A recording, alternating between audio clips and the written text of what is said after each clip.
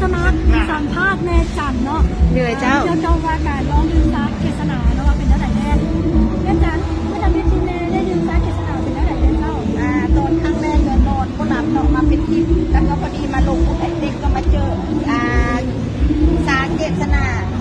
ครั้งแรกก็กินไปซองนึงก็ยังบ่ทันพูดยังก็ซองที่สองก็เริ่มรับซองที่สามก็เริ่มรับไป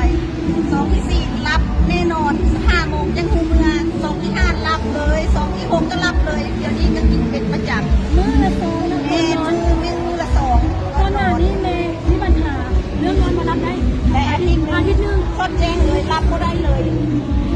รับก็ได้เลยทอดแจ้งบัญชีซาตัวนี้มาหลับ แล้วแต่ว่าซาเอาซาแก้ไขปัญหาแล้วซอยนอนรับแล้วบ่แม่นอยากจะลบเนาะค่อยๆรับแม่ แม่ ว่า ค่อยหลับไปค่ะละน้อยละน้อยแล้วบัดทอด2 ที่ 4 ที่ 5ไปได้เริ่มหลับ ที่แม่กินนอนรับแล้วตื่นขึ้นมาเป็นเท่าไหร่ มีแหง มีแฮ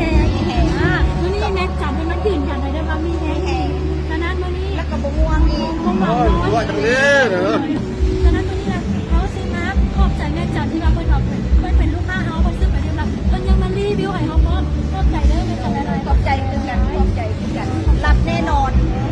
เต็มร้อยให้เต็ม100 คะแนน100เลยตัวนี้นี่นะหลับแน่นอน โอ้